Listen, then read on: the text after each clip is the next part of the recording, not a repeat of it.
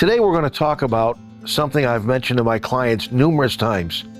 I call it the 4-year-old test. Those of you watching this 2-minute video are able to take it. Ready?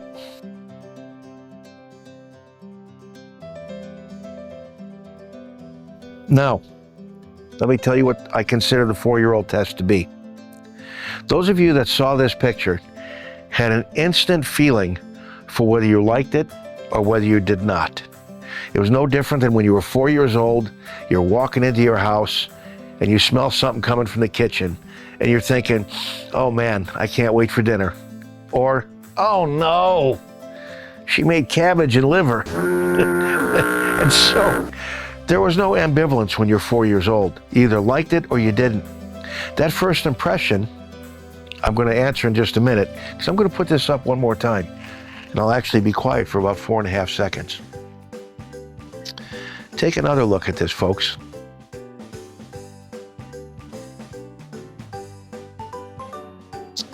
Okay, now, there's going to be a percentage of you out there that are intellectualizing this and have convinced yourself you don't like it when in the first place you did. And it's an interesting thing how we function as human beings. When we meet somebody, the 4-year-old test is accurate 90% of the time. It's accurate when we look at a piece of art. When you were 4 and your friend showed you a piece of art, you go, man, that's cool. Or when you jumped into the sandbox out of the tree and your friend is, that was cool, or that was dumb. So many of you are wondering why I even mention the 4-year-old test.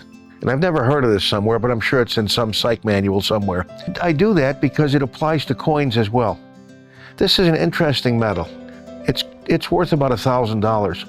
It was made in 1910, and it's called Progress in Aviation. Well, of course, in 1910, there was only so much aviation to be had. The Wright Flyer was out there. Some people were flying in France. The Zeppelins actually started flying from Friedrichshafen, Germany to Brazil on a regular route in 1910. So it's an interesting metal. But if it doesn't pass the 4-year-old test, you shouldn't buy it. You should buy things you enjoy when you're buying numismatics, even for investment, because you'll get much greater enjoyment owning something you like versus just something that on paper is going to make you money. And if you chase after the money, you'll never be satisfied. John Jankowski out. Take care.